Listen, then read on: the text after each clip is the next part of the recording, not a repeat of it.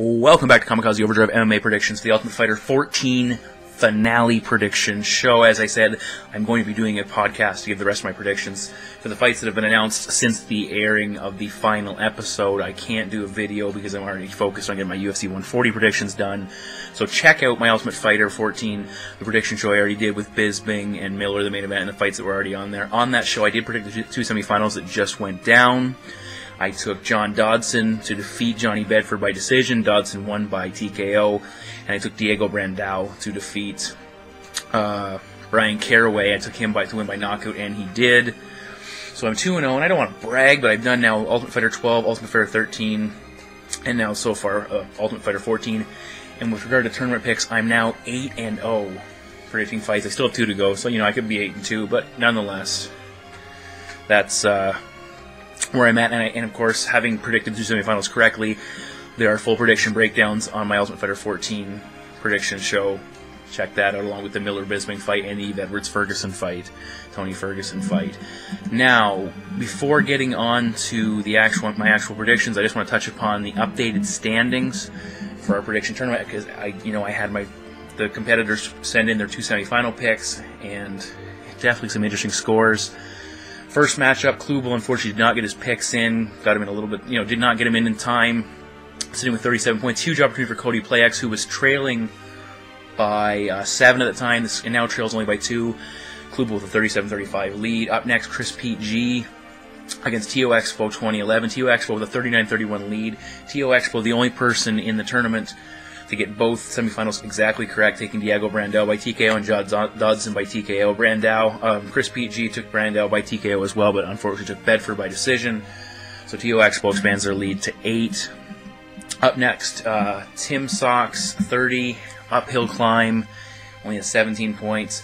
Marksman with 38, so Marksman from Scotland looking to advance to the next round, looking like they're in good shape, but nothing's done yet. Still lots of points up for grabs.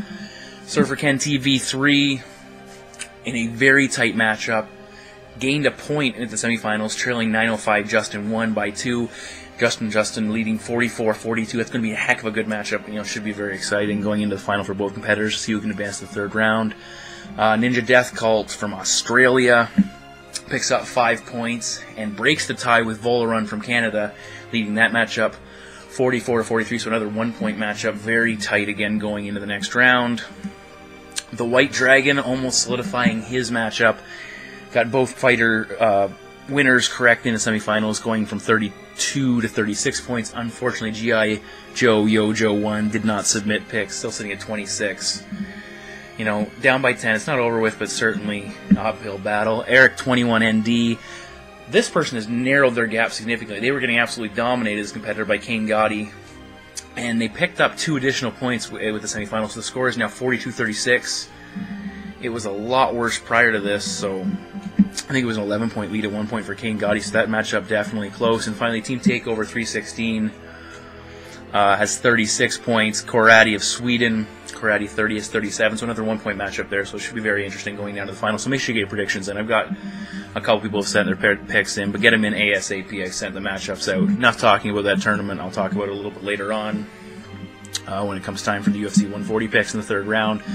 Now, the Ultimate Fighter prediction-wise, they've announced the prelims and 1 additional fight for the main card. On the main card, we've got Johnny Bedford taking on Louis Gaudin. I'm not sure if I'm saying that right. Either way, I'll be giving a prediction for that. Prelims, Marcus Brimage versus Stephen Bass. Dustin Paige versus John Albert or Prince Albert. Roland DeLorme from Canada taking on Josh Ferguson. Josh Clopton, who actually was eliminated. Clopton was eliminated in the elimination round. Didn't make it into the house. He'll be taking on Steven Seiler. And Brian Caraway against Dustin Neese. Unfortunately, Akira injured, unable to participate as far as we've heard on the main card. Definitely an exciting fighter, but should get a shot down the line. So let's take a quick look at my predictions, and we're going to kick it off with the prelims. I'll go through this as quickly as possible. Brian Caraway versus Dustin Neese. Now, Neese had an epic battle with Akira, and a lot of people would expect that if Akira had been on the show, probably these two would have met in a rematch. One thing I look at, Dustin Neese, 18 career submission wins, which is impressive, but he also has 11 submission defeats, which is a significant red flag. Now, Bryan Caraway, he got to the semifinals, but we have that anxiety issue. But I think this fight, he should be fairly comfortable. He is a veteran fighter. This will be a big step up for Dustin Neese. Caraway has a couple fights in the WEC, so that's fairly significant. I'm expecting, for the most part, a grappling matchup. I don't think anybody... Maybe Neese might have a slight advantage in the striking, but I'm going to take Bryan Caraway to win this fight by submission and continue fighting in the UFC. Up next, Steven Siler versus Josh Clopton. Now, Steven Siler, he had a huge upset to get on the show, defeating a heavily favored Mika Miller. So I think it's a big thing. But then when he fought Diego Brandao, he got absolutely dominated and destroyed in that fight. But in both matches, I think he showed some heart. Now, Clopton, he lost fight to the aforementioned Dustin Neese in the elimination round, did not get on. We haven't seen a lot of Clopton, but he is undefeated in 7 career fights. I'm going to take Siler in this one. I think he's a tough dude. He's fought some significant competition. I'm going to take Steven Siler by decision in this fight. I think he just guts it out and picks up the victory. Up next, where are we here? Bantamweight matchup, Roland Delorme of Canada, my country, fellow Canadian, against Josh Ferguson.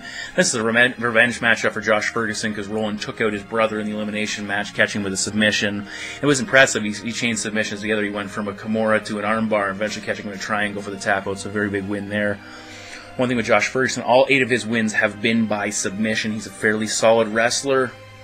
He really pushed, I believe it was Johnny Bedford in the match he got eliminated from in the tournament.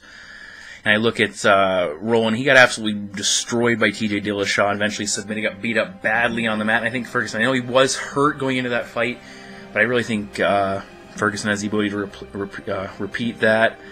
And I think he'll outwork Delorme, so I'm going to take Josh Ferguson to win this fight. I think he's going to submit Roland. So Ferguson to take that one. Moving along, bantamweight bout, Dustin Peg versus John Albert, Prince Albert. I think expecting this could be a stand-up war. Peg, he looked good against Guidon, but he was dominated by Dillashaw, unfortunately, when they met. Both striking, they both look fairly good striking, and each have had some success on the ground. They do have submission skills. And the difference for me is Albert, in his fight against John Dodson, even though he was losing Dodson, we saw how tough he is and how hard he hits, Albert kept coming forward, where, in my opinion, Dustin Peg, he kind of had some trouble with Dillashaw and adversity, and he seemed to fold under the pressure. And I don't like that in a fighter, and I think Prince Albert's going to take this one. I think he's going to take it by decision. Moving on to featherweight, Marcus Brimage versus Stephen Bass. This fight I went back and forth on for quite a bit. We could have had one heck of an explosive fight. As Brimage, if he had won his matchup and he got eliminated, he would have faced Diego Brandao. That would have been a stand-up war, absolutely huge. Now, Marcus Brimage, he's only had 4 career fights, so he's relatively inexperienced, and he seems to be a striker. He had a nice knockout in the prelim, or in the elimination bout to get in. But prior to the knockout, he did get controlled in that match, and all he did was survive on the ground. He got taken out. It's clearly his weakness. When he got beat by Bryan Caraway, same thing. He got taken down, got his back taken. He struggled with the ground game. Even when Caraway was gassing, he eventually got Brimage down. Now, Brimage is a big, strong kid, and for this weight class, which could give problems. But I look at Bass, 5 of his 10, he's undefeated at 10-0. 5 of his 10 wins have come by submission. He won his elimination fight by submission. He showed some pretty good ground game. And I think, even though Brimage is explosive, as I said, he's inexperienced. I think Bass is going to look at this and say, here's my opportunity to win this fight. I don't want to stand and trade with this guy because he does have some serious power in his hands. I think he takes him down. I think Bass eventually gets the submission in this fight. So Stephen Bass by submission over Marcus Brimage. And finally, on the main card, Johnny Bedford versus Louis Guidon. I don't think I'm saying his name right, but Gaunant, whatever. The green-haired guy, for those of you out there who are a little unsure.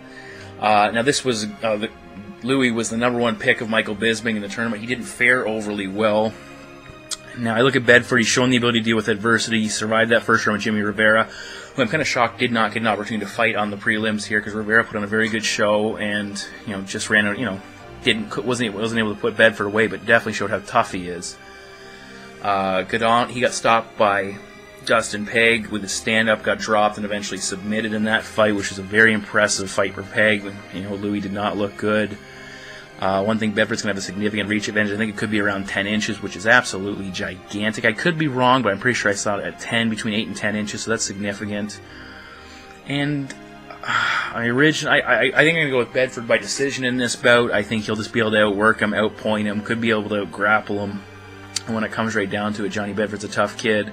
He just ran into a buzzsaw in John Dodson. So I'm going to take Johnny Bedford by decision. So those are my preliminary picks. Again, I'll just run through it quickly one more time before I head out. So I'll be taking, as I said, Ryan Caraway by submission, Steven Seiler by decision, Josh Ferguson by sub, John Albert by decision, Stephen Bass by sub, and Johnny Bedford by decision. For my other 4 picks for the main card, make sure you check out my video. There'll be some kind of link interchanging these two, so check them both out. Please comment, let me know what you think. For the remaining competitors, this is the final in the Prediction Grand Prix. This is the final event of the second round. Please get your predictions in on time. That's enough for me. UFC 140, that coming right around the corner, and I will be giving my predictions for that show very shortly. Alright, Kamikaze Overdrive, I'm out of here. Thanks for listening.